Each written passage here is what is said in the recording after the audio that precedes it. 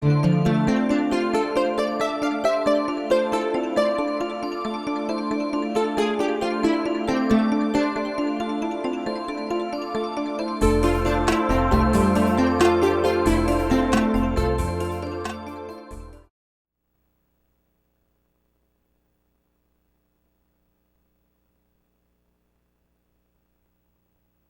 want us to just start? Or?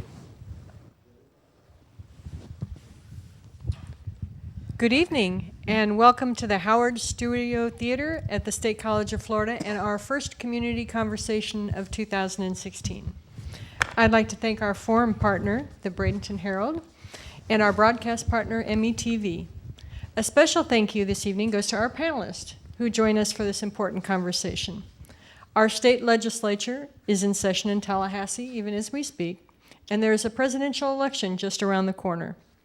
Politics on any level never failed to bring out a wide range of opinions, and after a while, it's difficult to know what or who to believe. Tonight, hopefully, our panelists can help us cut through the noise and give us a forecast of what we can expect in the coming months. College campuses have traditionally been places where healthy, lively discourse on timely topics can take place, and we welcome that conversation here this evening. I think we have a particularly interesting topic. Chris? Thank you, Dr. Probstfeld. Let me introduce our panelists. Frank Alcock from New College is an associate professor of political science and environmental studies and a highly regarded political analyst and frequent commentator in the media. Rosalie Schaefer is president of the League of Women Voters of Manatee County.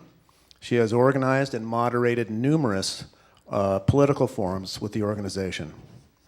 The nonpartisan political organization encourages participation in the political process.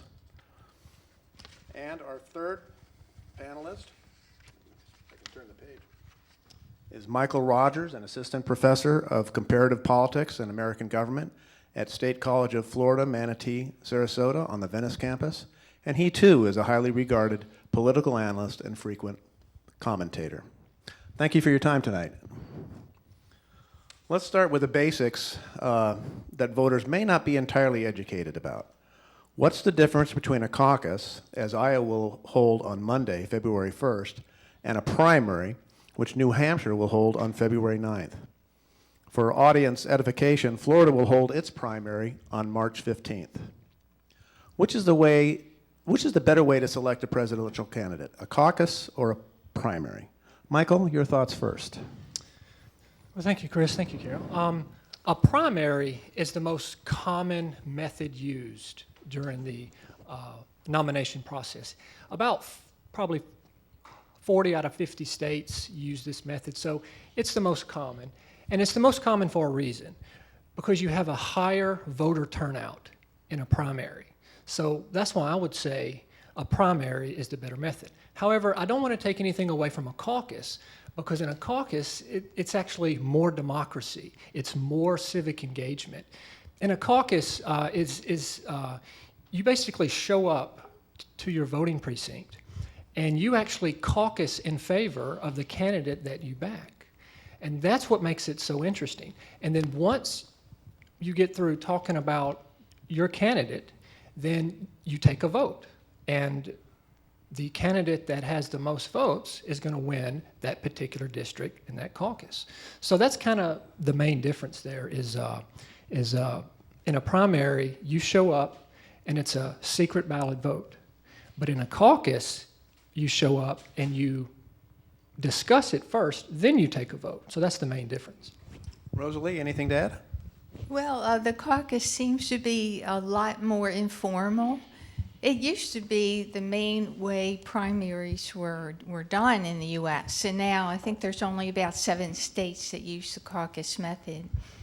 And Iowa will have something like 1,900 precincts, and whoever shows up that evening can vote. And it's very informal, and sometimes votes are taken by raising the hand, and you can lobby for the candidate that you prefer. And I've also read that in Iowa, someone can change their party affiliation right at the caucus. So it's a little chaotic. In a way, it sounds like it's probably more fun, but the primary, as we know it, is a lot more organized and a lot more direct. Frank, your thoughts?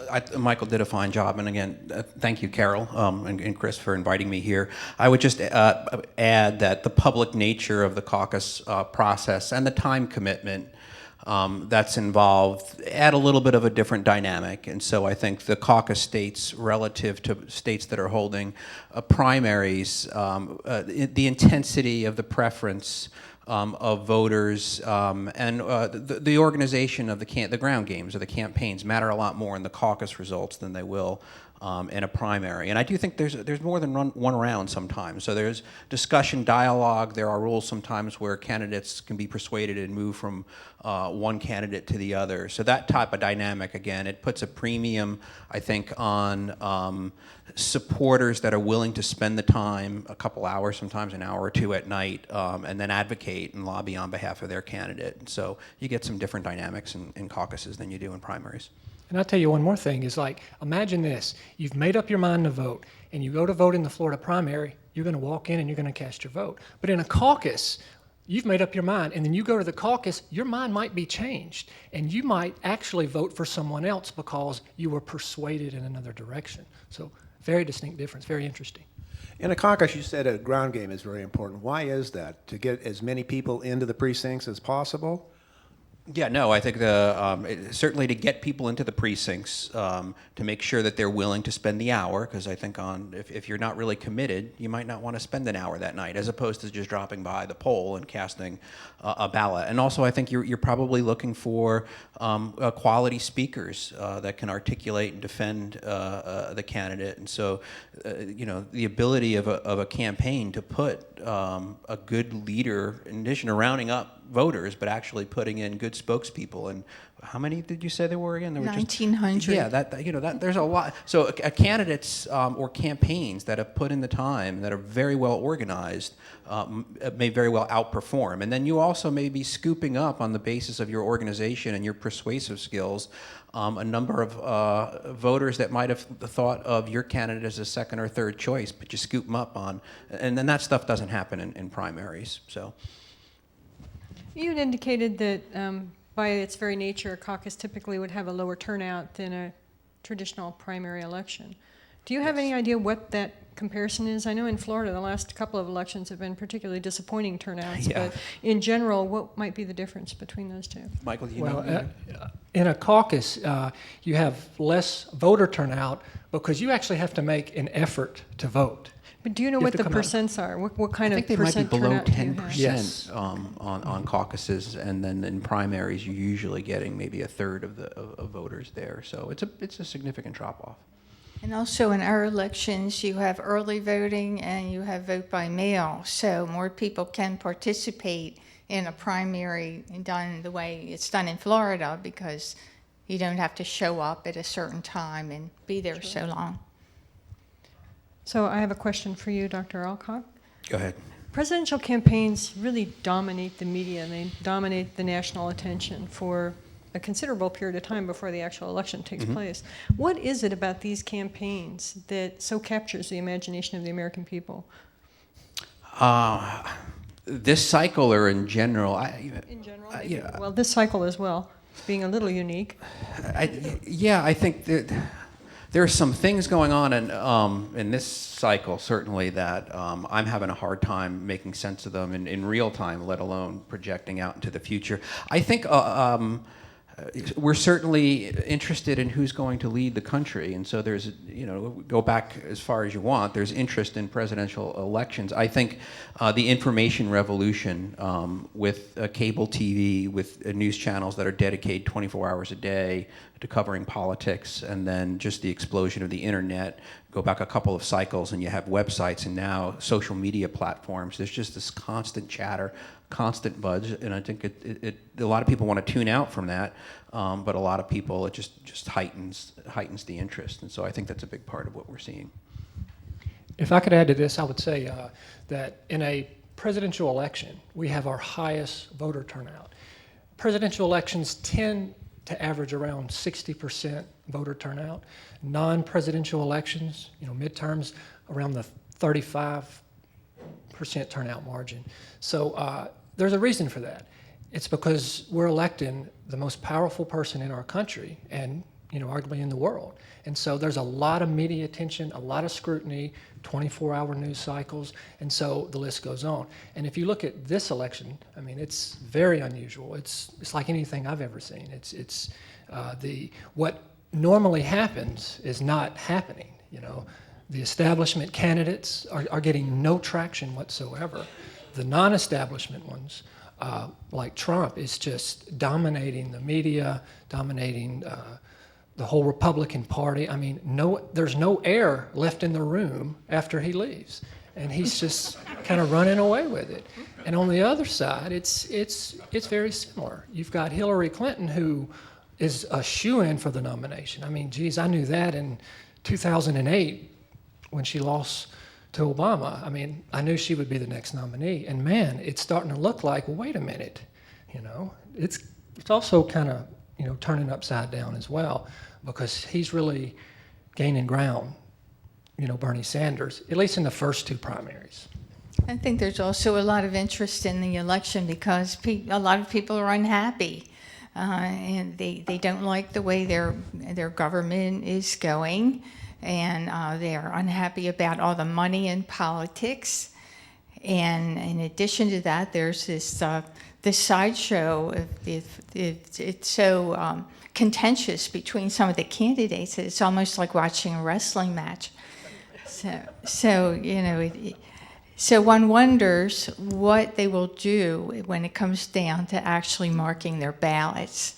And we hope they will base their decisions on information. And I do expect a high turnout because of all the interest in this election and because it is a presidential election. So we'll see. The problems we've had with our government and elections have been one of low turnouts combined with the money in elections, and also the fact that so many people are not registered as one of the parties, their NPA. So you could end up in the primary with someone who is pretty partisan and not be able to appeal to this huge mass in the middle, which is about 40% now. Anyway, it's going to be interesting. Well, a lot of the media focuses on polling. So what really is the value of all these polls we keep hearing about? Should we be putting this much emphasis and time into measuring them? I think the polls have problems because the way they do them is not working as well because so many people no longer have landlines. They have cell phones, and a lot of them don't answer the phone. So what you have is a segment of the voters who self-select themselves. They will pick up the phone with the 800 number on their caller ID. And so, you have these polling numbers, and you wonder just how valid they are. But it's dictating who is getting money, so that's a big concern. On the polling, I think they provide some useful information with a lot of caveats. I think the closer that you get to an election and the number of polls increase, you're zeroing in with a bit more precision on what the reality is. Rosalie brings up a number of problems with polls, but there's a science to it, and good firms get paid to get it right, so they try to account for a lot of those dynamics. What the polls can't tell you, one, as I mentioned, the ground game. You're not going to know about those organizational skills and how getting people out to vote until you start to get actual results in. And then there's a big difference between I think the primary polls and a general election poll, because for the most part, the majority of Republicans are not going to vote for the Democrat, and the majority of the Democrats are not going to vote for a Republican. However, there's more fluidity and volatility in a primary vote. People will change their minds. So I think they're useful, but you don't want to overinterpret them. And the obsession sometimes with the horse race can get a little nauseating. Frank, he brings up some excellent points on that. A poll basically is a snapshot of that particular time of what the public feels about a candidate or an issue, okay? But it's just for that particular time. I mean, if you really listen to polls, I mean, look at 2012. At this time, Rick Santorum was 5th in the polls, and he wins the Iowa caucus, but he was 5th in the polls. 2008, Mike Huckabee won the Iowa caucus, and he wasn't supposed to do that. The polls showed otherwise. 2008 as well, if you looked at all the polls, well, Hillary Clinton was going to get the nomination. So, and I think the point of the polls is, in the primary, you have to take them with a grain of salt. But they even tell you that, plus or minus 3 to 5% error, and you really kind of look close at that when it comes to those polls, okay? Thank you. We'll get back to presidential politics a little bit later, but now let's focus on the issues facing Florida and our region, whether that be campaigns for office or issues that are in front of the voters. Michael, what do you see as the pivotal decisions in front of voters in Florida? There's going to be many. One in particular that kind of stands out would be the Senate seat that is currently occupied by Marco Rubio. That seat will be open, and there's really no clear front runner at the time. I mean, there's several candidates who are rushing on both sides. You've got the lieutenant governor, Congressman Jolly. You've got SCF Board of Trustee member Carlos Baruff has actually even shown a little bit of interest in it. And why? Because, well, one, he's got the money, and two, there's no clear front runner.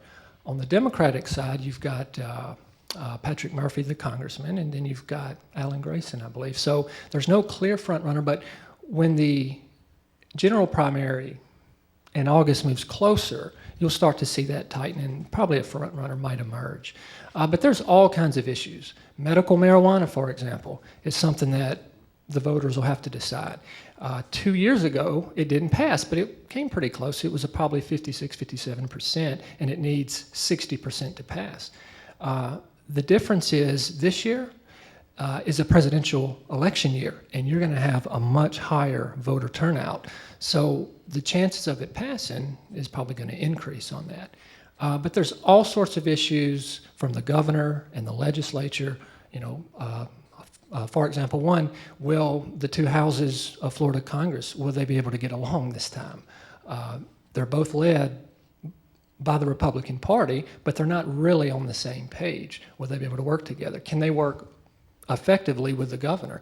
And there's all kinds of issues, from big-time tax breaks to school funding to gambling. There's a lot of issues there. Mental health funding. So there's a whole host of issues that are coming up, and even the Second Amendment issues, a few hot-button issues as well. So all kinds of things to look forward to coming out of the legislature, or maybe stalling. Frank, your thoughts? Yeah, I would go, for me, I think the implications or the impact of the new Senate districts within our state legislature, that's going to be most interesting. And then there's going to be, I think, some reverberations within the Senate, Florida Senate itself, but even more interesting might be the politics between the Senate and the House, as Michael pointed, and the governors in there too. Those dynamics are pretty fascinating. The Senate as is, even though firmly controlled by the Republicans, it's a much more ideological, moderate group of folks in that leadership that have been engaging almost in an internal war with both the governor as well as the House, which is more aligned ideologically, at least, with the governor. We've seen some standoffs on the budget. We've seen them on the redistricting battle. I think there's going to be, they might get along a little bit better, but I wouldn't count on it. That'll be happening during this session, but then when we get into the fall, there's potential, I think, not necessarily to shift the balance of power towards the Democrats explicitly, but rather if you do see more Democrats get elected and it's a tighter margin for the Republicans, and within some of those more competitive Senate districts, if you have more moderate Republicans, and it's not guaranteed that you will, but if you do, then that's going to put, I think, ideologically, the Senate in a position where, for their own constituencies, they're going to, I think, re-up that hard posture against the governor and the House as we move into 2017, 2018. So, for me, I think what's happening in the Florida Senate internally, and then the Florida Senate's relationship to the governor and the House, that's where a lot of the action is going to be. Do you see the Democrats picking up some seats in both chambers?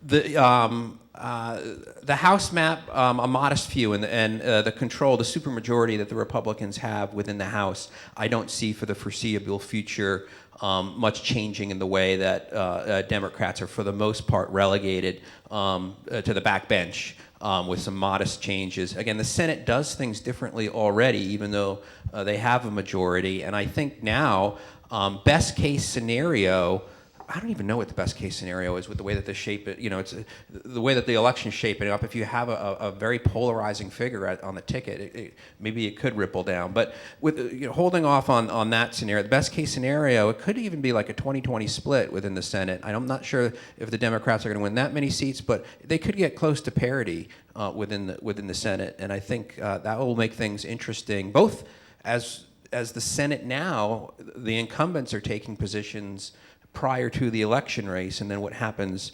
after the election. So I think, and the stakes are really high right now. It's not, I don't think you're going to see a highly progressive agenda in the state of Florida in terms of the state government, at least until another governor possibly comes in.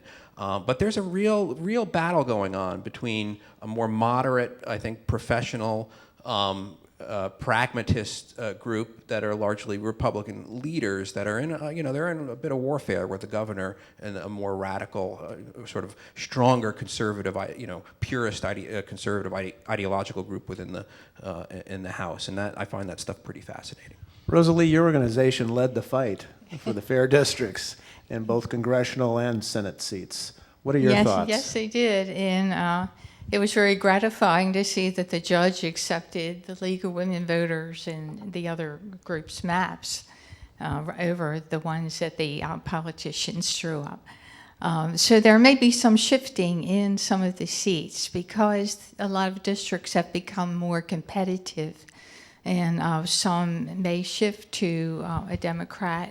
But also there's been shifting the other way as well, such as the district in Tallahassee is now at risk for that Democrat because there are more Republicans in that district now. And Corinne Brown has actually filed suit because her district is now not as uncompetitive as it once was. So we'll see what happens there. But a number of other things may cause interest on the ballot for us, and that'll be the amendments that come out. It's kind of difficult for Citizens Initiative to get on the ballot because you need 683,000 signed and approved petitions before it can move forward. Then, of course, it has to be approved by the Florida Supreme Court in its language and other requirements. So even though there's probably, 20 of them that have been in the works for years and years, probably only one or two will get on the ballot. However, on the other hand, there are at least a couple dozen put out by the legislature that are being worked on in the form of House joint resolutions. And there are things like term limits for judges and extended terms for Florida representatives and senators. And also, there's one that would change redistricting to have an appointed commission do it instead of the legislature. And, there's like a couple dozen. And again, it's easier than citizens getting it, but it's not a simple majority. It has to pass by a 3/5, 60% vote of both houses of the Florida legislature. So we'll see how many come through. But anyway, the League is going to have lots of information on the amendments ready, but with both sides of the issues. So bringing our discussion even closer to Manatee and Sarasota County, what might be the particular unique issues that will be coming up in this election specific to Southwest Florida that our local residents should be concerned about? Oh, well, I think that taxes and impact fees are a big issue locally. Growth issues are very big. Transportation infrastructure, roads, utilities. Education is a big issue. And, and also, there are a lot of people running for some of the offices currently. And so the voters are going to have their hands full making choices between maybe 5 or 6 people running for the same seat. And there is a concern since, runoff elections no longer occur for the county seats. You wonder if someone could get elected with only, say, 30% of the vote. We'll see what happens. I think a lot of the statewide big issues certainly resonate here in Sarasota and Manatee. And so I think this area, some of the a healthy economy that reduces the vulnerability of a variety of different groups. We want to keep the economy running. I think environment and our natural assets are really important to this area, and that certainly will be affected by the composition and sort of the posture of the leadership in Florida. And I think, as Rosalie said, education, we're pretty passionate. We have some of the best schools. We have, very good school districts relative to the rest of the state of Florida. And there's ideological differences, everything from charter schools, privatization. And so the direction that we're taking on a lot of these, very, very important issues, important for the state of Florida, but important for this area, hangs in the balance with these upcoming elections. But one of the distinctive things about this area, because I was thinking about the possible question, we're one of the, some of the oldest in terms of our age demographics in the area, and so aging issues. I think the Senator Dietert's guardianship bill certainly would affect the area. However, that's not really that contentious. That one, it may or may not get done, but that's not really a highly polarized issue. But that's one of the distinctive, I think, characteristics of this area. There's a few things to look forward to in here. One, I heard a lot about education because that's so important in this area. College funding, K through 12 funding, and also like IMG Academy, which is a world-class facility and attracts a lot of people, a lot of eyes all over the world. So it's important to keep those things funded as well. One thing to also recall is the 16th District has now, Sarasota County used to have the same representation from one congressman, but now, since all the redistricting, now it's split. So parts of Sarasota County now will have a new representative, and I believe it's Rooney is Tom Rooney.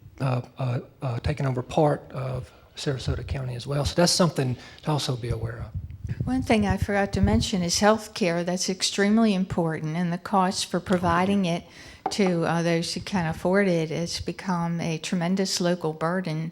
The state did not accept the federal funding for Medicaid expansion, so it's fallen upon, to a large extent, local governments. So that may enter into the campaigns. That's probably Exhibit A of what I was talking about before in terms of very distinct differences on how we should move forward in the state with regard to health care in particular, access and affordability, and insurance coverage for the low and middle income families. Very different, big differences in terms of a more rigid posture taken by the House with ultimately now the governor flip-flopped a few times, but he's now on the side of the House, and the Senate they don't call it Medicaid expansion, but they put forward sort of their own plan to work with the federal government. So you have one, even though it's all Republican, you have one branch of the government that would like to at least work with the federal government in order to leverage funding and expand access. And you have the other branches, very powerful forces that want to draw the line and not do it that way. We're going to drill down a little bit into a Manatee County issue. Rosalie, I'd like you to address this first. The school district here linked the reestablishment of impact fees on new construction for capital projects on voter approval of the continuation of the half-cent sales tax. So instead, the school board voted to keep the impact fees at 50% of the consultant's recommendation if voters approve that referendum, that sales tax referendum. Is that a tactical error on the school board's part, or is that sound public policy? And I'd like you to all to address that. Well, I think it probably was a tactical error, because if it doesn't go well, then they're going to have to raise money some other way, in a way which would not be very popular. Also, both the schools and the county are not did not raise impact fees to the full amount needed to fund the expenses brought in by new growth. They are trying to grandfather it in. So for several years, we may still have a shortfall of what is needed to meet the needs of these growing populations. Michael. Well, I see that as more along the lines I agree, kind of an error, because you really don't want to tie the voters and business together. So in Manatee County, if you don't want to put a voter in a position to where they feel like if they vote in favor of the referendum or the extension, that this gives big business a tax break. And so that's not a good position for the voter. But the bottom line is it's politics. And the school board, they see the growth and they need the funding for new schools in this area, and they're going to get it one way or the other. It's just the way that they're going about is probably not the best way, in my opinion.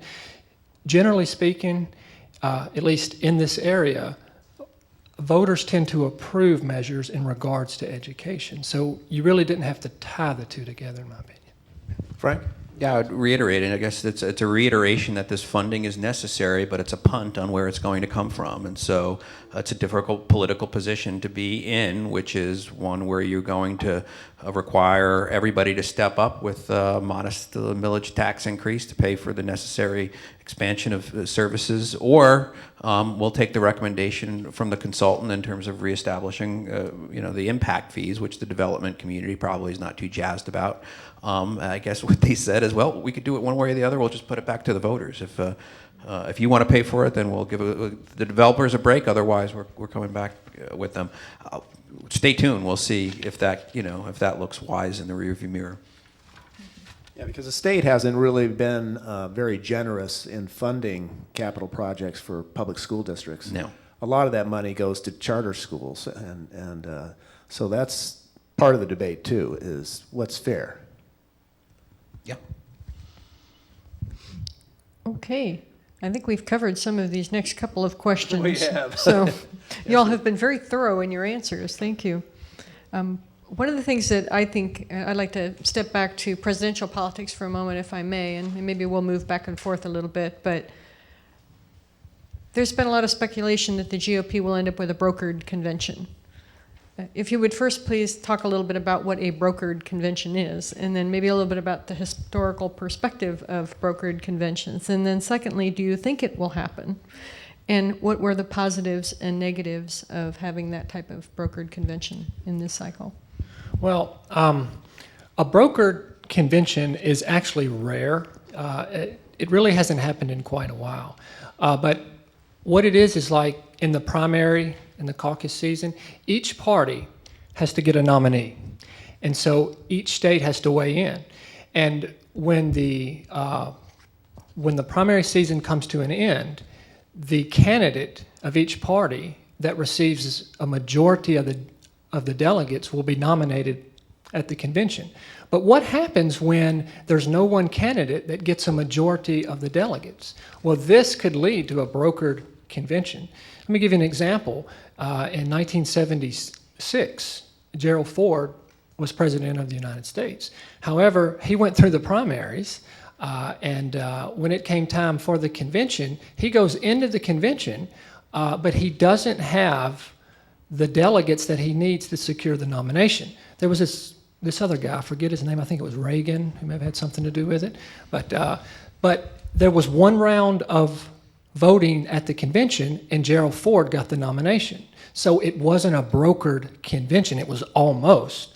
Had Ford not received the delegates that he needed to get the nomination in 76 at the convention, then it would have gone to another round of voting, which would have made it a brokered convention. But you really got to go back to probably the 1950s or so to find the last brokered convention for the Republicans. I think Adlai Stevenson or something, it went a few rounds. So it's actually quite rare. And the same thing for the Democrats as well. 1980 stands out when the Democrats had an unpopular president in Carter, and he goes to the convention, and he also does not have quite the delegates. He's really, really close, and Ted Kennedy, he believes that he's going to have a shot. But of course, after the first round, it was over pretty quickly. So I think for the GOP, the Republican Party, I think you might see something to that tune. I don't foresee a brokered convention, but you might have a situation where we go to the convention in Cleveland this summer and no one has the delegates that they need to secure the nomination. But then again, this is a very unusual election, and most all the political pundits have been wrong all along the way. So, but it's definitely going to be interesting starting on Monday. Yeah, I think the conditions that would lead you to a brokered convention would be one where you have the field remains crowded, it doesn't winnow down, and you emerge with a candidate that has a plurality or perhaps a lead in the delegate count, but not a majority, and that candidate is also highly disliked by, I think, the majority of the party. Who could that be? I think that those conditions, might lend themselves to a brokered convention. I don't think it's going to happen. The final condition it would be that I think you have the support for that candidate is a minority faction within the party, and then the party can assert some control. I think in this case, I do think there's going to be a winnowing. I think there's a reasonable, maybe better than 50-50 chance that whoever is in the lead will have a sufficient amount of delegates. And even if it's close and they don't, but they have a significant lead right now, the Republican Party rank and file is angry. They're real angry at the party. And I would be surprised. Possible, but I don't think there's going to be a brokered convention. And there's definitely not going to be one on the Democratic side. If Bernie Sanders somehow surpasses Hillary Clinton, then he will win. And I don't think there's going to be any effort to reverse that. Another thing that can happen is if they're running close, one of the candidates may see that he or she doesn't have a chance to win, they can give their delegates to another candidate. So in the Democratic Party, there's only essentially, I don't think O'Malley's going to walk away with too many delegates, and so maybe none.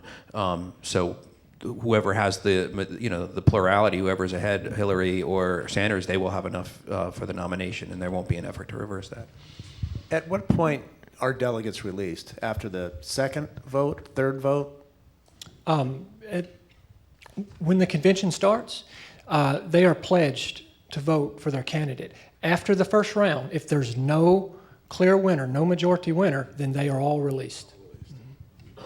I read that it varies. And one thing I read said after the second ballot, and then they can change their vote. Yeah, I guess it would kind of depend on the party rules at the time, but generally speaking, after the first round they can. But you also have to recall there's something called a superdelegate as well. That they're kind of wide open as well. But a lot of this is really going to depend on these first few caucuses and primaries. Because if, for example, Trump wins Iowa in the caucus, New Hampshire, and then goes into South Carolina and also wins there, he's probably going to run away with it because he's going to have a lot of momentum. The same thing for Bernie Sanders. He might actually win Iowa, and then he looks like, according to the polls, dare I say, he's going to run away in New Hampshire. I don't know where he goes from there, but it could create momentum, and he could really challenge Hillary after that if he does well in these first two.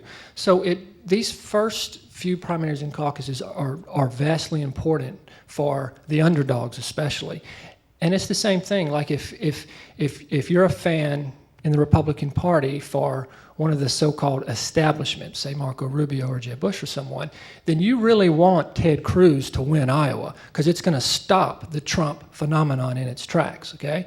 And then it's probably going to be a toss-up between Cruz and Trump for the non-establishment vote. And that is when the establishment starts to line up and find a candidate. And after the first couple, some of these candidates will start to drop out. And as they do, the establishment can line up behind one in particular and challenge. So it really depends a lot on these first few. So throughout this primary season, there are always those states who are sort of at the end of the line who potentially the voters can feel like the fix is in before it even gets to them. That being the case, is there not some kind of an advantage to going into a convention not having that final candidate selected in order to keep those voters engaged? Well, is that a certainly. possible plus for going that far down the line? Certainly. It's like Florida's kind of midway, in March along the line. But our primary can be vastly important for both candidates, or for all the candidates. One thing unique about Florida is, with our primary, is a winner-take-all. And that's actually kind of rare. There's only a few states, maybe South Carolina, maybe one or two more that are winner-take-all. Most of them are proportional. And so it takes a long time to get all the delegates up to get that majority. But if you have a later primary date, maybe deep in the summer or something, if the race is really extending on, then yours becomes vastly important then. Okay, I think there's a trade-off for a party. The longer the race goes on, you might have that benefit of continuing to energize and keep voters within the party interested. And you saw some of this actually in the 08 Hillary Clinton-Obama race, where the fissures were repaired sufficiently, and they did very well in terms of turnout. The downside is you're burning resources as opposed to marshaling them for the big fight in November. And also just the posture that you take and the positions that you take. If you plan to be conventional with respect to appealing to the moderate voters, and you have to continue to outflank or just go hard in one direction or another to just finally declare victory in a primary, it might be too late in order to really, shift your image and your themes and your rhetoric, tinker with the position. So there's a downside. There's possible benefits for a race going on, but I think if you were to poll I think almost everybody, they would love to wrap it up really quickly and to set their sights on the other party. Yeah, there's a national significance to going first or second, but it's better for the voters to go later because you have more information to base your vote on. And someone's pointed out how many of the Iowa choices make it to the White House, and it turns out it's pretty low. Well, that raises a question about, there's been talk almost every primary season about neither Iowa nor New Hampshire being representative of the American population. And should they still continue to be first? Michael? Well, this is tradition in the parties. Since, I believe, 1972, it's been this way. Iowa's the first caucus, New Hampshire the first primary. Dare anyone change that? I mean, there's even a law, I believe, in New Hampshire that says if a primary state, moves before New Hampshire, it empowers the Attorney General almost single-handedly to move it before that one. Everybody wants to go first because that's where all the attention is. I mean, look at Florida a few years ago for the presidential election. With our primary, we actually moved it up so we could go a little bit earlier because we wanted to be, quote, more important. And as a result, we lost half of our delegates, but we still moved that up. We didn't do that this time and violate the party rules. But everybody wants to be first in this because that's where all the attention and all the media is. Frank? Yeah, if you're asking me what would be fair, I'd maybe convert the country into a series of regional blocks and rotate it, in different cycles. And so you still had it staged, and it wasn't just everybody on the same day, but no particular region or state had an unfair, ongoing, built-in advantage. But you're fighting against tradition, and so the states that go early are going to fight like you wouldn't believe in order to preserve that advantage. And from, I think, the party standpoint, it's just a battle that nobody's really seriously tried to make a reform effort in order to change things. So it's probably going to continue for the foreseeable future. But it's important, if I can add, to have a smaller state to be the first caucus and the first primary too.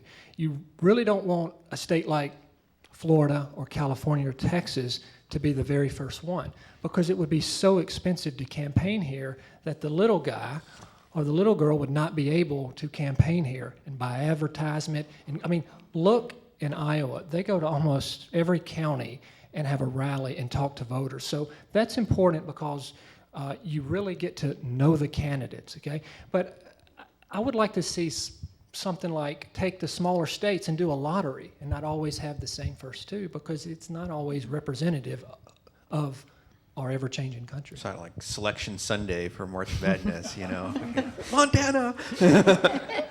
I know Chris would like to get back to some of the local issues, but before we go there, can I just ask each of you, knowing what you know today, who would you assume is going to be our final Democrat and Republican nominee? Who goes first? To my left, Frank. I'll go. So who is the last person standing on either side? With honesty and humility, I will confess that I am less certain now than I was before this even started. So there's a lot of uncertainty. I don't have a lot of confidence, as I said, especially on the Republican side. For me, there's such a difference in terms of past cycles, and then 2012, where I understood what was happening, kind of was really good at least a 2-week to 1 month projection. I remember when Santorum was running in 4th or 5th, I was like, little blog I had, he's going to win, because you can see some of what was happening, and you understood, I think, just the resonance that different candidates had with different parts of the electorate. And if you recall, in 2012, it was just, Romney was always there as the establishment. There was lots of discontent within the base, but it was just a parade of flirting that ended poorly every time a candidate got exposed. And I remember Bachman and Perry and Herman Cain and Santorum, and then it was Gingrich, and then it was Santorum, and then it was Gingrich. And finally, Romney emerged. And I thought with Jeb Bush, there could be something similar happening. It might be 2012 redux.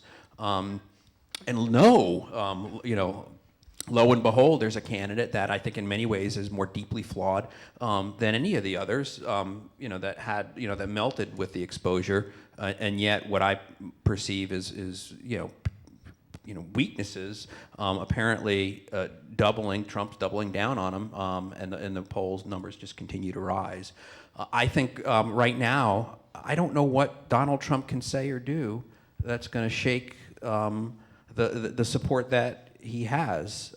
And if the people are coming out to the rallies, unless there's something they're going to come out, and I think they're going to caucus. And so I do think they're going to show up. And if you were to ask me, even as little as like 2 weeks ago, I probably would have, wagered a Cruz. I mean, for a long time, I thought it was going to be Cruz or Rubio that would emerge, and then I just have to acknowledge I just don't understand everything that's going on with Donald Trump. And at this point, what's going to change between now and Monday, and then we're going to in New Hampshire, and then he's looking good in South Carolina. So I think Cruz really needs a victory, otherwise this might get wrapped up. I think right now, not with certainty, but with Trump will win. And on the Democratic side, I was going back and forth in the car because I just don't understand what's happening sometimes around there. I still think I think Sanders has a realistic shot because people are just so unhappy with what they see as sort of status quo, business as usual politicians, and in many ways, Hillary Clinton represents a lot of what people just don't want, even on the Democratic side. However, I think there's still Hillary Clinton's margins with minority voters are huge. Bernie Sanders is beginning to cut into those just a little bit. But in Iowa and in New Hampshire, on the Democratic side, you have two of the whitest electorates in the entire country, and so Sanders may very well win both of those. But once you get to South Carolina, once you get into the SEC Southern primaries, Nevada, a lot of these other states, minority voters begin to make a very important part of the Democratic primary electorate, and unless Bernie Sanders becomes more appealing to those voters, Hillary Clinton is still in a pretty strong situation. So the analytical part of my brain, I'll go Trump Clinton with a huge dose of humility that I just can't see some of what's happening and coming. So maybe knowing that I keep getting things wrong, maybe I got that wrong as well. Maybe we'll end up with Jeb Bush and Bernie Sanders. Who knows? Well, Frank, Looking at my crystal ball, I see Hillary ending up being the Democratic candidate. A lot of people really like Bernie, so he may take some of the primaries, but I think in the end that Hillary will get the nomination. Now, my crystal ball is a little foggier on the Republican side. But I think in the end, an establishment candidate will come out of that. And that is because the Republican establishment sees that the math just doesn't work any other way because of the 40% voters in the middle, the no party affiliates. They can't win just getting the Republican base. They're going to lose the presidency again. So what they will have to do is try to find someone who can draw those moderate middle voters as well as perhaps some Democrat crossover voters. And I don't know which one it will be, but I think it will be one of the establishment candidates. very interesting. Kind of the way I see it is, on the Republican side, this is Trump's election or nomination to lose. I thought it was the summer of Trump.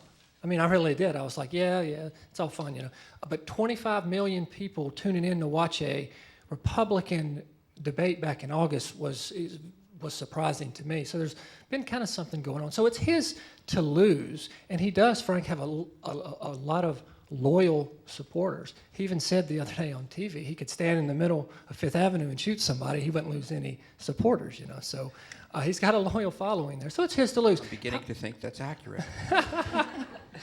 However, in my crystal ball, if there's a dark horse, I think it's Marco Rubio, because I think once some of the established candidates get out of the race after the early primary and caucuses, I think if he maintains his early lead in the polls and he, finishes in the top three, that the establishment will rally around him, and then he will be able to challenge the non-establishment.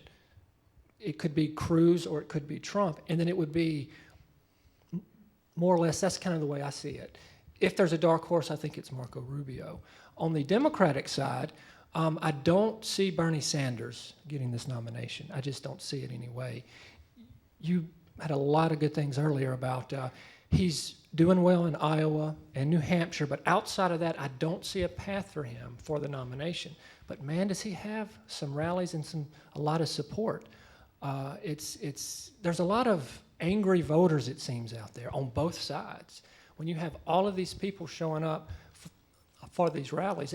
And I think on the Democratic side, they really feel a lot of young people, a lot of independents, they think that, or they believe that the system is rigged against them. And when they hear Sanders say things like, I'm going to break up the big banks, I'm going to break up Wall Street, free health care and all these types of things, free education, he gets these big rallies. But as far as the nomination, I don't know that he has enough to sustain it. Yeah, just to clarify, though, if you were to ask me early on the probability that Bernie Sanders would win the Democratic nomination, I would have said something close to 0 in terms of probability. Right now, while I'll still weigh in on, I think Hillary Clinton is more likely, I would put Bernie Sanders' chances all the way up like 30-40% or something like that. I think he actually does have a realistic shot at winning. But the last domino needs to fall. All of a sudden, doubt has to start creeping in mightily in terms of a lot of liberal, progressive, which he already has, and then he needs to start making inroads in the Hispanic community, in particular in the African American community. I don't think it'll happen, but stranger things have already happened. And he really needs to win Iowa, big time. He needs to win Iowa, win New Hampshire, and get that momentum, because that's going to be his ticket if he has one, because he's going to need that momentum swing to go up against the Clinton machine.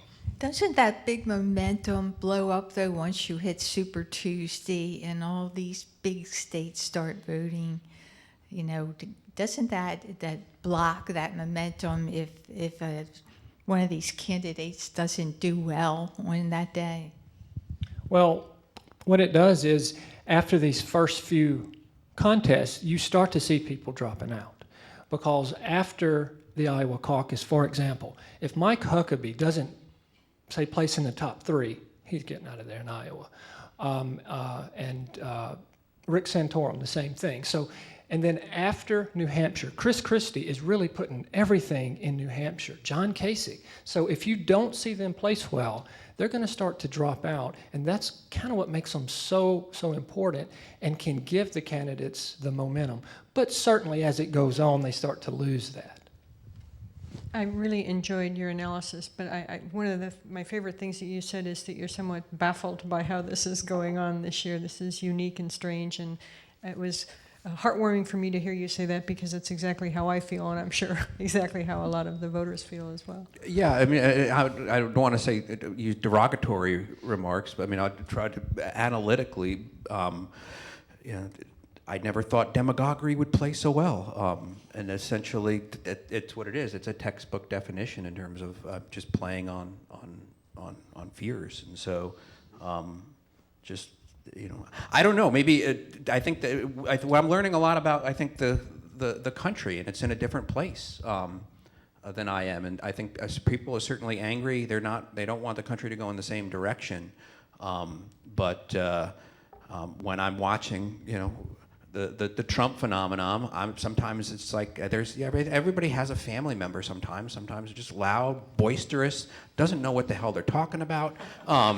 It has this grandiose vision of, everybody annoys everybody and just tries to overcompensate from their own life, and everybody in the family just sees right through it. And that's what it reminds me of. But it's really tapping into this. So other people are seeing something different than I am, and in large numbers too.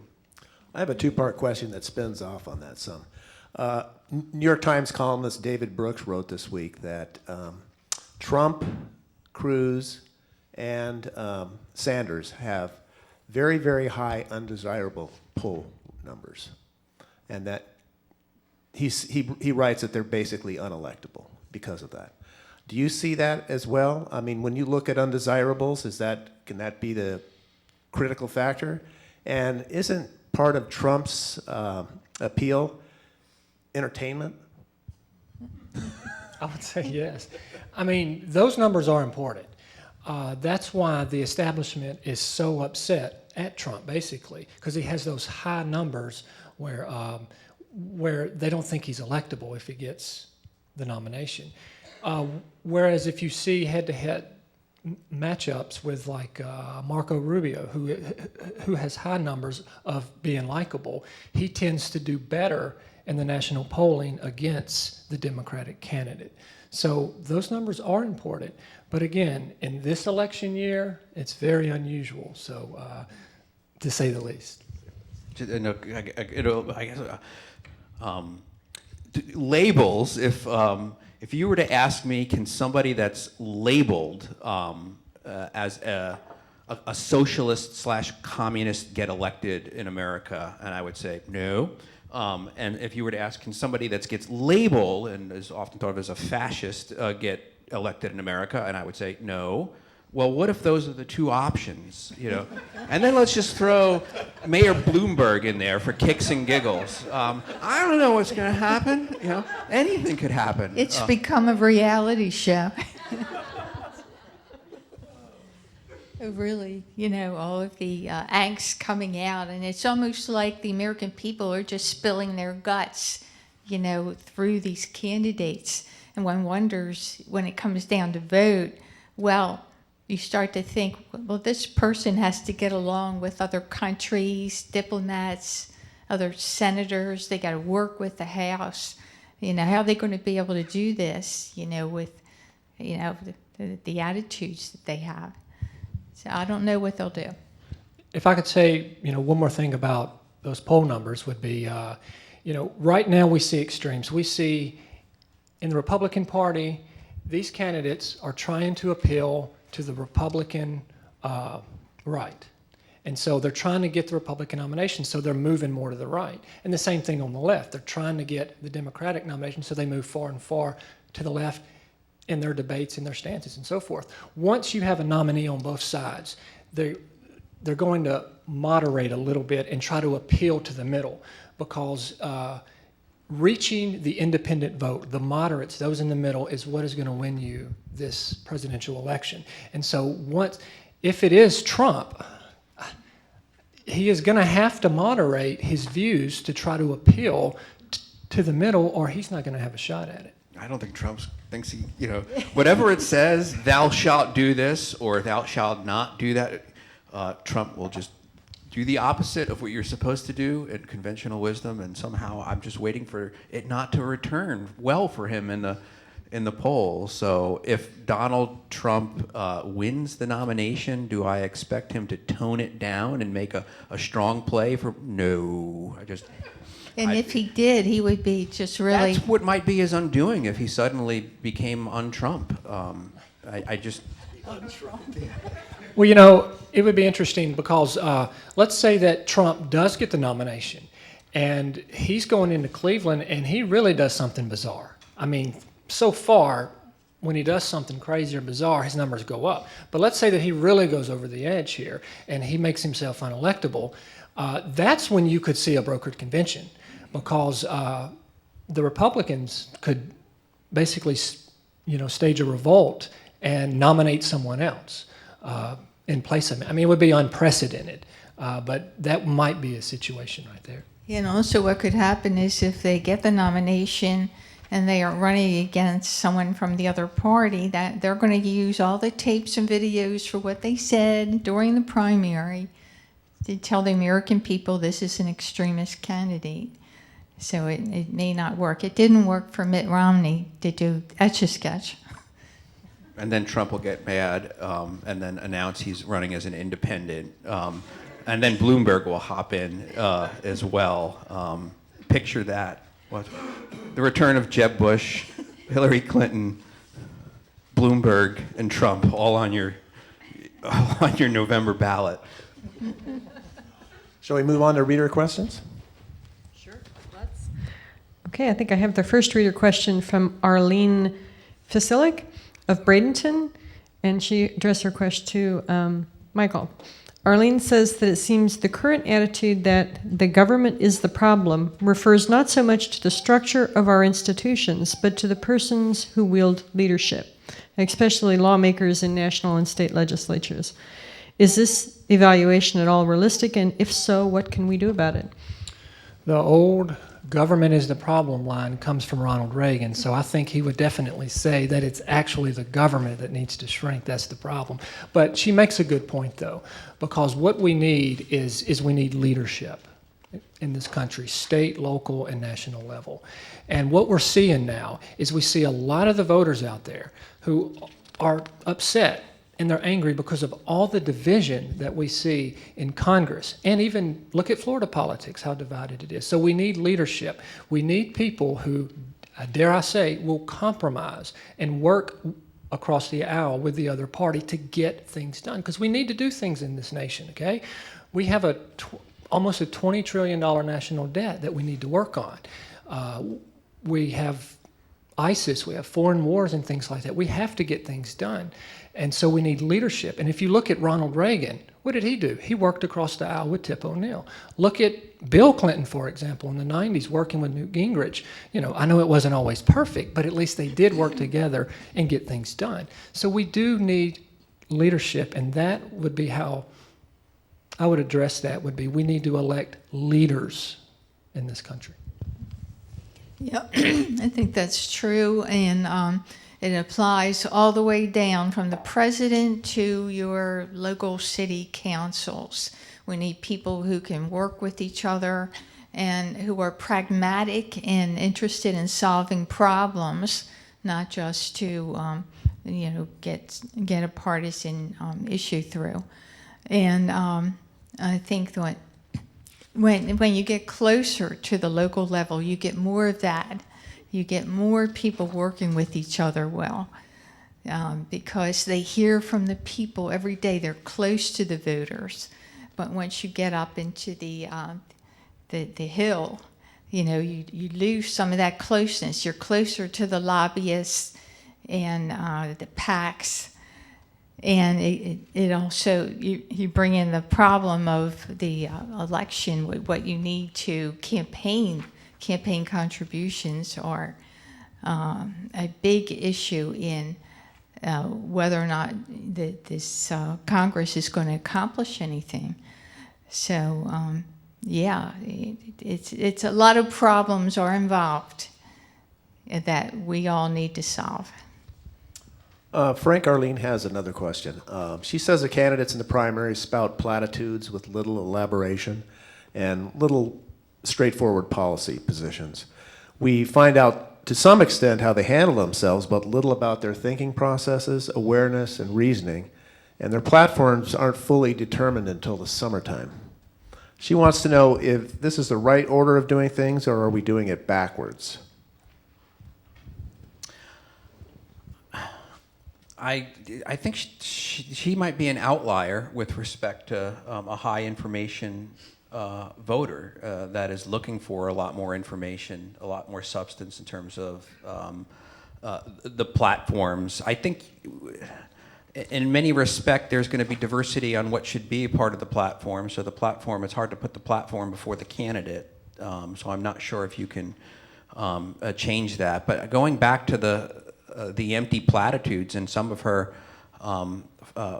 frustration, I share a lot of frustration with when we're just seeing empty platitudes hurled about and insults.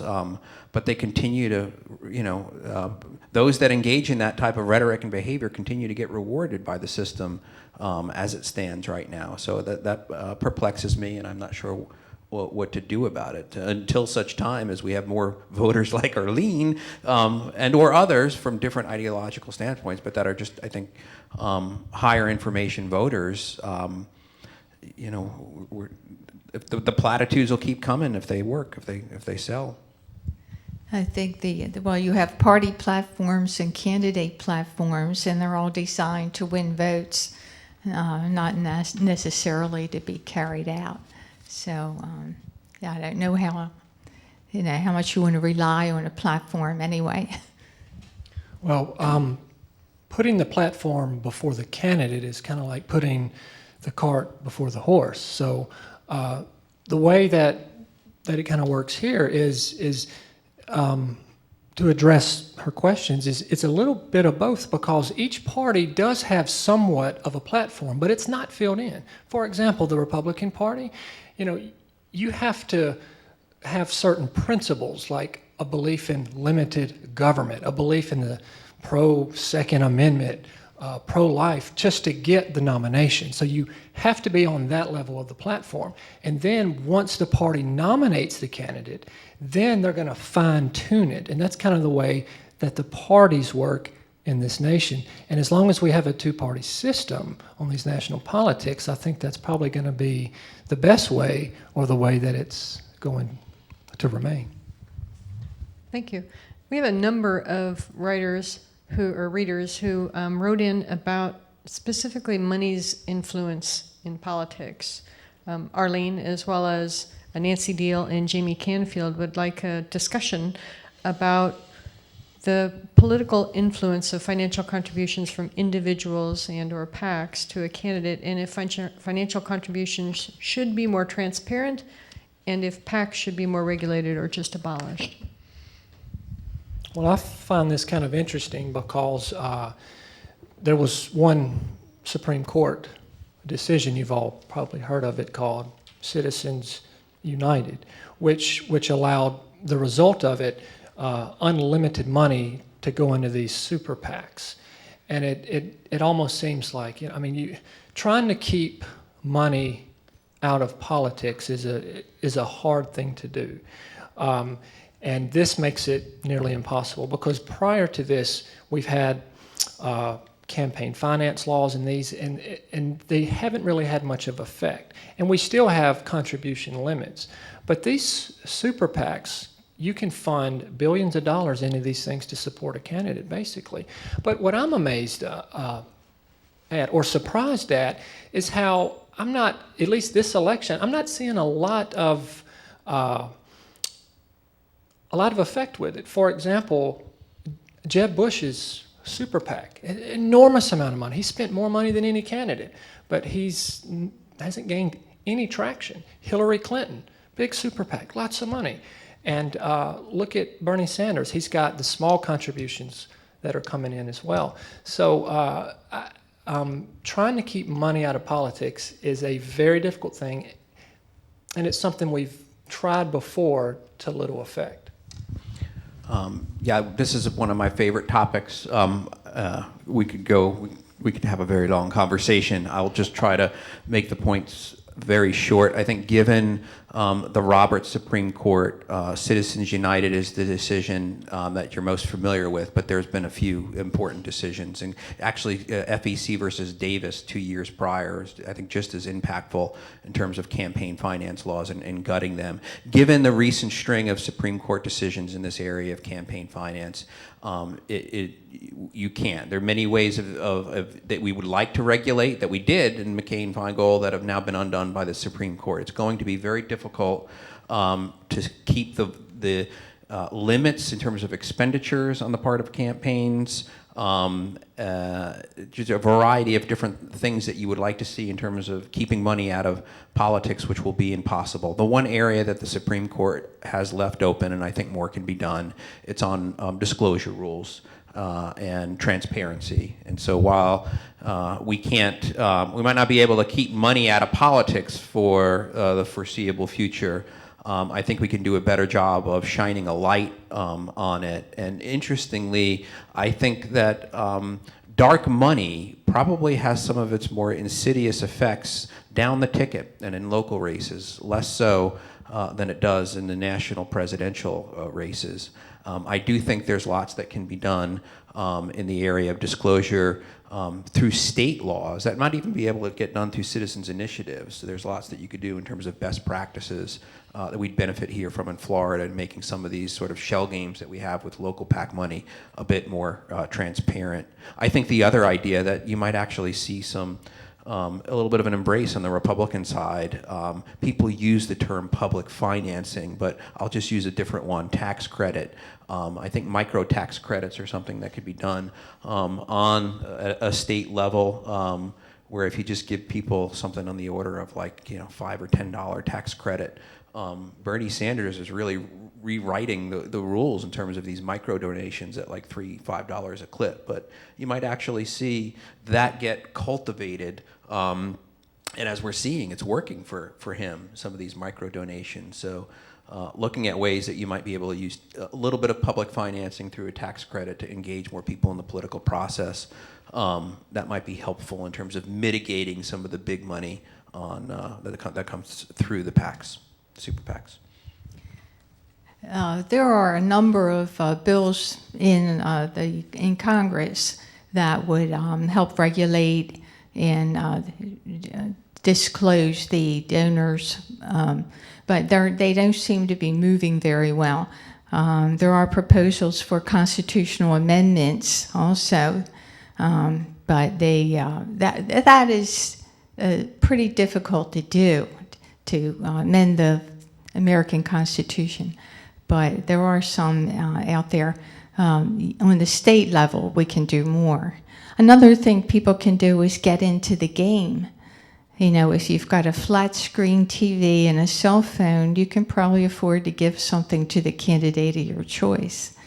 And there are 300 million people in the U.S., so if they all gave $5 to candidates for office, that could have quite a big impact on elections.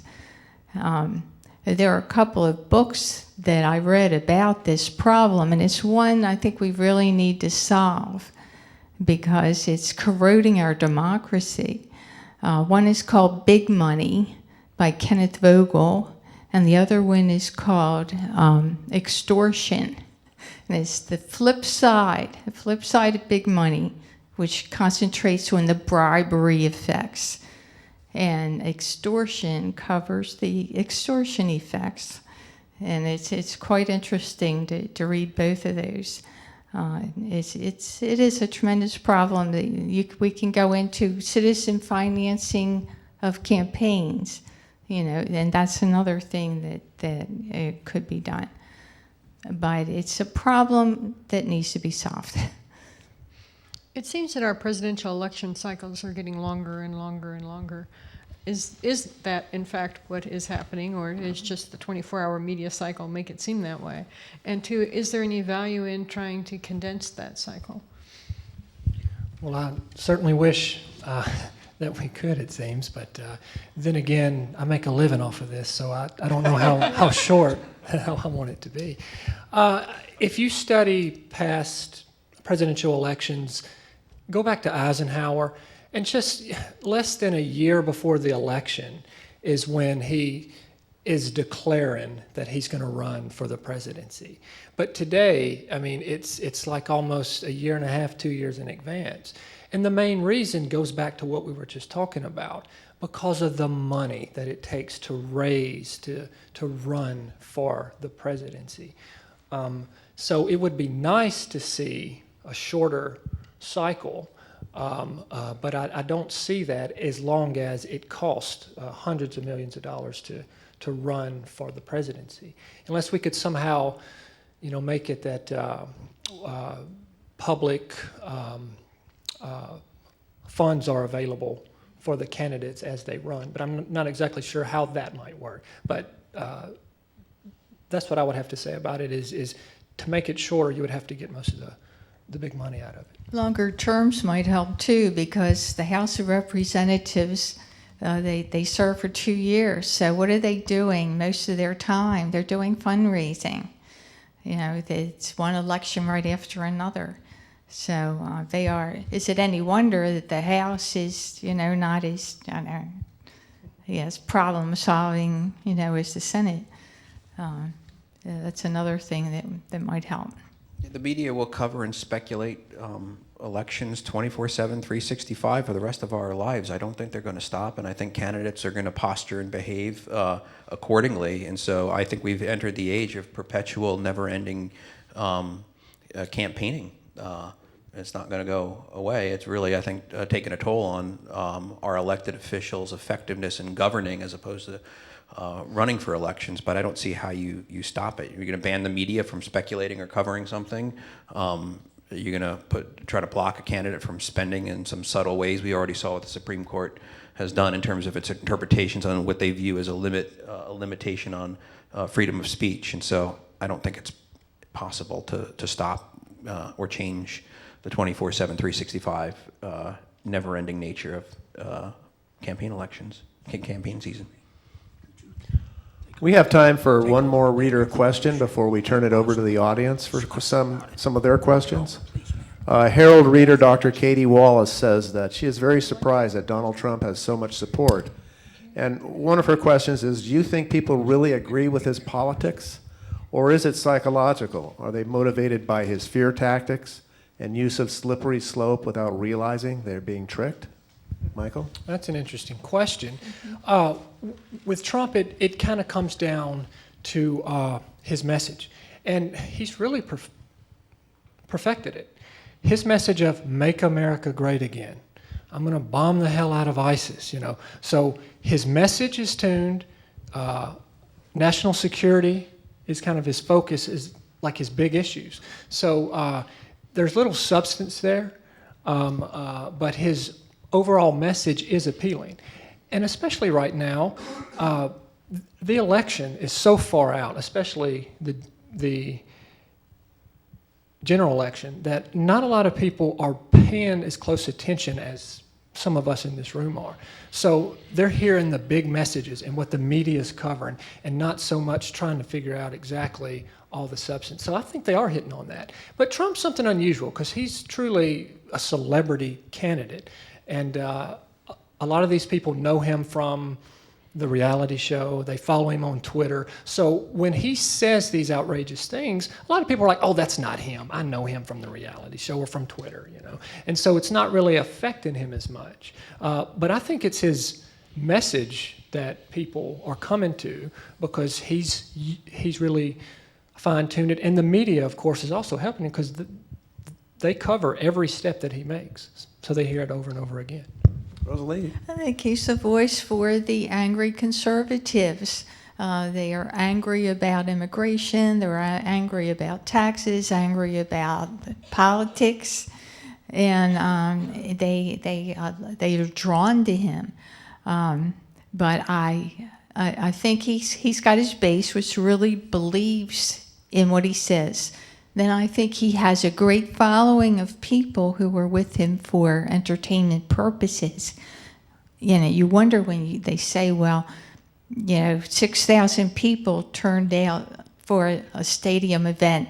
You know, the stadium only holds 2,000 people. You wonder, are they all there because they believe in Trump, or are they there for the entertainment? So, and also, you know, there's another silent majority, and you just wonder what are they thinking, and we just don't know, and we won't know till the primary day. Frank? Yeah, I'm on a learning curve. I'm trying to figure it out, so I'm not going to give you any fancy explanations. For me, I understood his ability just to command the media cycle, say provocative things, push it a little bit in terms of the envelope, even edgy, and then watch his numbers go up into the teens and hit 20. That wasn't that surprising, but he's continued to push the envelope with respect to the positions that he take, the people that he'll insult, simply just for, you know, in terms of switching a position or not knowing something in an interview, and just attacking the interviewer. It's just escalated. I thought that at a certain point the Republican Party and or the country would just take a good look at Trump and say, is this who we are? Is this who we want to be? And at that point, the numbers would go down, and they continue to go up. And so maybe there's a part of this country that I didn't quite get it. Maybe this is who we are. So I received some information from a gentleman in the audience. It's some background on Donald Trump from Wikipedia, which in education we know is not a referenceable source. But that being said, we talked a little bit about what might be the negatives of some of the candidates. Starting with Donald Trump, what might some of those be specifically, other than the obvious personality? Well, the negatives for whom? So Donald Trump. Yeah. The negatives for the Republican Party, if he were to be at the top of the ticket, I think it certainly could be disastrous, and it could have an impact more than one election cycle if, in fact, I don't think you're going to do very well with female voters if it's constantly insulting them in terms of a variety of different ethnic groups that are a pretty important part of the electorate. But it's working thus far. So one of the risks or the weaknesses is that it's a disastrous landslide election that not only costs the Republicans the White House, but it hurts them down the ticket as well. Or not. And if he were to be elected, what's the risk in terms of the country, in terms of our relationships? I mean, I think Putin's salivating at having Trump as a president. I think he'd run circles around him in ways that are just totally opposite what a lot of his supporters think, that he's going to simply put his foot down and bring the Chinese and the Russians in line. And so, like I said, we're at a point where I know what I see, and I'm just having a hard time getting my head around what other people are seeing. So I think that, the risk is that a caricature of the worst, the ugliest things that people think about Americans that I don't think that are true, that suddenly there it is in the president, and we went ahead and and elected him, and then in terms of winning, we just enter like the worst losing streak. You thought things are bad now, then the guy just makes a disaster of the position of the country, and but then again, maybe I'm wrong. I'm just trying to figure it all out. Maybe you guys know more than me. I'm supposedly the expert, but I just... But what about on the other side? We also hear that Hillary Clinton comes with a lot of negatives. Absolutely. What would those things be? Trust. People don't trust her. And that, I think, is part... If I had to define one of the biggest problems that we're facing as a nation right now, and there's a lot of factors that contributed to it, but I don't think people just don't trust... They don't trust government anymore. They don't trust their elected leaderships. They don't trust the mainstream media. We're really in a position where just a lack of trust, and maybe for very good reasons, is really hurting our ability to govern well. And here, in Hillary Clinton, we have somebody that a lot of people don't trust her. So there's a risk that she's unable, if she were to get elected, there's a risk that more people opt for whatever the other choice is. And she cost the Democrats the election, and if she were to get elected, there's a risk there that she doesn't restore the trust, doesn't earn it back, and the electorate that we remain as polarized, and things even get worse in terms of just different people in the country viewing things very, very differently, and having a lot of animosity directed at at our leadership. So by all means, I don't know if there's a perfect answer in terms of anybody on the ballot. I don't think there's any candidate out there where there's no risks in terms of victory in a general election, or if they were to get elected, that it would all be sunshine, light, and happiness in terms of what would happen for the country once they were elected. There is no perfect candidate, but you at least want to have somebody that most people could see in the office of president, doing the day-to-day things that are not always very exciting, and keeping the wheels of government working well. The people, they want to be able to trust the person, and that'll count a lot. Hillary's negatives, basically emails in Benghazi. I don't know if that'll affect her as much as Trump's temper fits and his name calling and his saying things that he's going to do that he probably can't do as president. It'll come down to, again, I think that what comes out of the Republican nomination will be somebody who would be acceptable to the middle, because if they can't capture the middle, they're probably not going to win. Can Hillary capture the middle? I don't know, but she's probably closer to the middle than Donald Trump. Well, I don't have a lot to add here because you all covered that so well. But if you kind of look at it from the Republican standpoint of view, this is a good chance for them to actually win the election, because if you look at Hillary Clinton's numbers, a majority of the people in this nation believe she is untrustworthy. The reason Sanders is rising up in the polls is because he seems like the authentic candidate. He really believes what he says, and so forth. And the passion.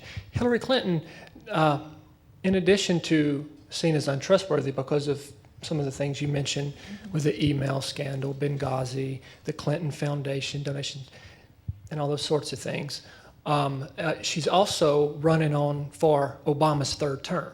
So the Republicans, they see this as the best opportunity to win this election.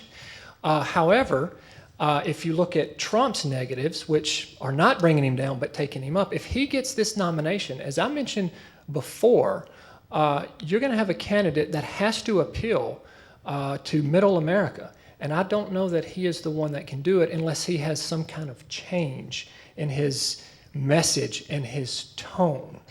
So that's kind of the way that I see it right now. Thank you. Would anybody in the audience like to ask the panel a question? I'm probably a typical angry voter, so I'll give you my spin on it real quick.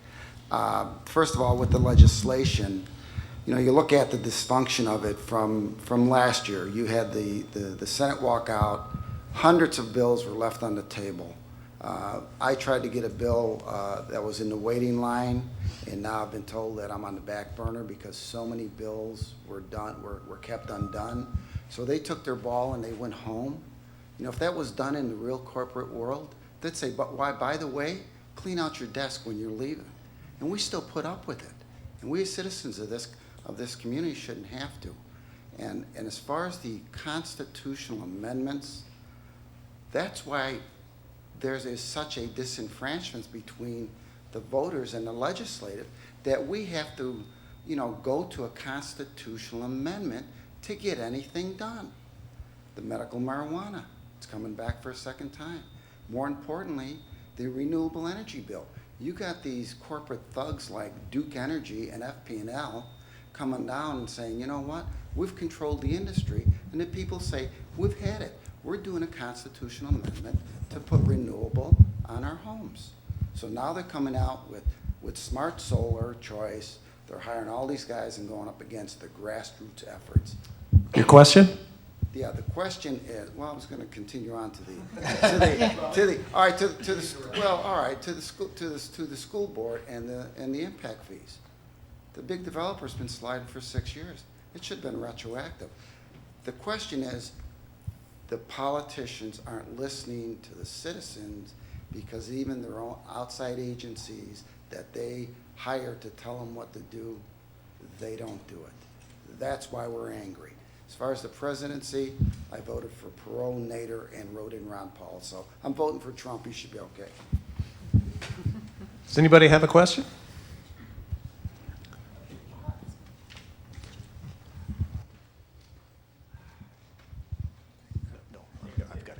Hold on to it.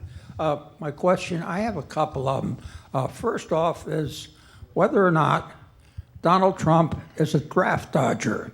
I gave one of your moderators some information in regards to that. That was in Wikipedia, and there's a lot of documentation for this.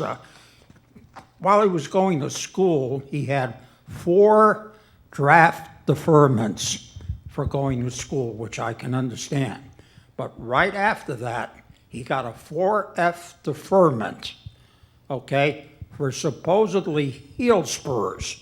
He builds golf courses all over the world and plays on them.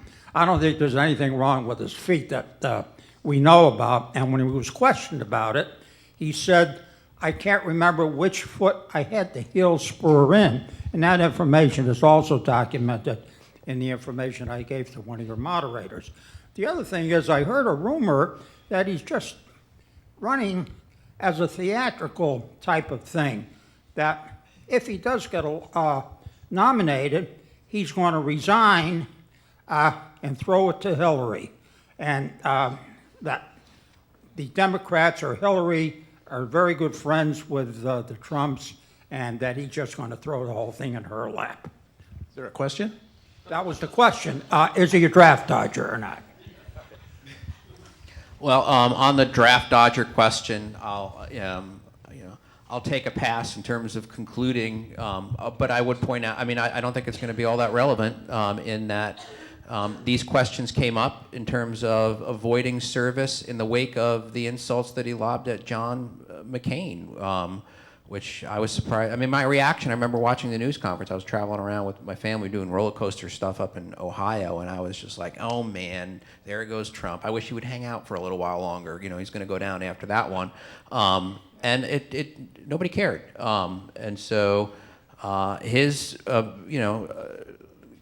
service record or lack thereof, combined with the insults lobbed at McCain, it just didn't do it. His numbers went up. So I just don't see that being a factor. It's just this is a new type of candidate, one that just his immunity to either the missteps or the revelations that would take other candidates down just knows no boundaries for me at the moment. I'm not sure where it ends. I would like to just get back to one point that didn't make explicitly earlier, and I tend to be pretty cynical in general, but I do have a bit of hope because I think it might be on the same page with respect to at least one of your frustrations and the frustrations of a lot of people. I think within our political system, certainly at the state level, in part because of naturally where people live, but also made worse by gerrymandering, there is not a lot of competition for most political seats that are held. The combination of not a lot, once you don't have a lot of competition,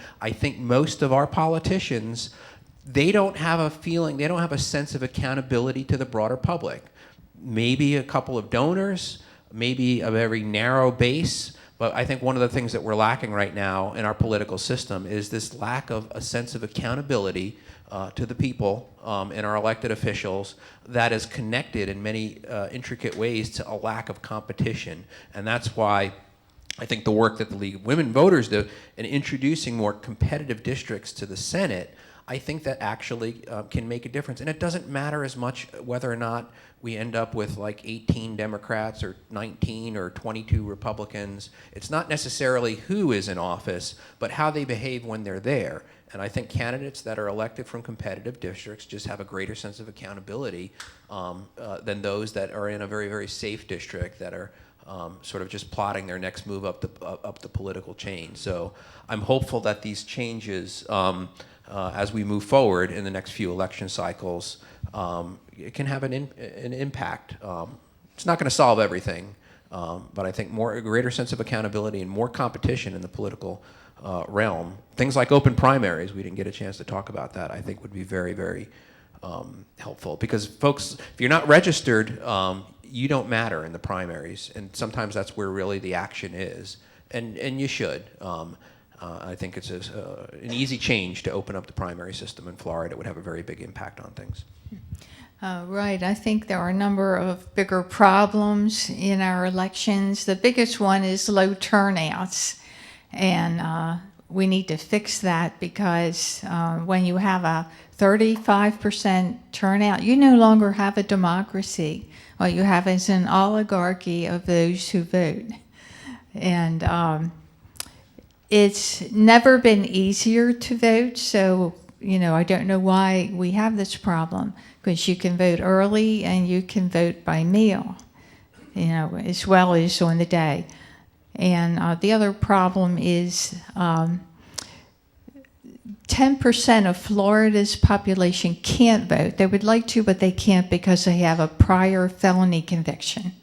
And that has become a bigger problem in the Scott administration because he changed the process. And now all the felons, even after they complete their sentences in probation, they have to wait and get a hearing. And the backlog is like tens of thousands of felons waiting to get their hearing. So they'll probably never get to vote in the near future. And, money in politics. There are, you kind of wish that the voters would look at a candidate, not that they're likable or they're entertaining, but look at it like you're going to hire a manager for your corporation. It's a real important job. So what would you look for? Experience, skill, ability to work with others, education, these kind of things. And basically, turn out and vote. And if you are if you don't have a party affiliation, until they have open primaries, go ahead and change to a party whose primary you want to vote in. And after the election, you can go ahead and change it back if you want to stay NPA or Independent or Green Party, whatever. And I think all that would help the selection process a lot. Be informed before you go to the polls. The league will help you with that.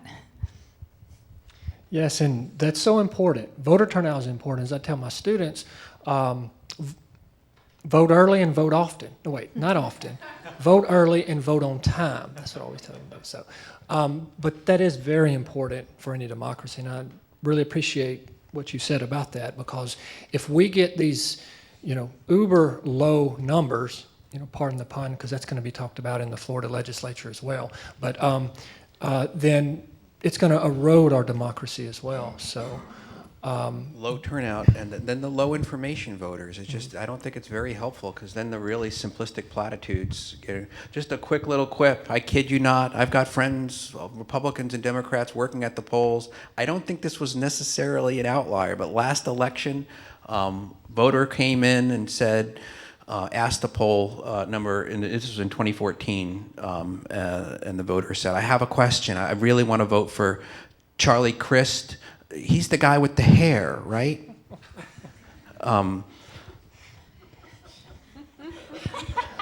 Real quick, Frank, let's look at the beginning of this real quick. Okay, this reminds me of the election of 1960.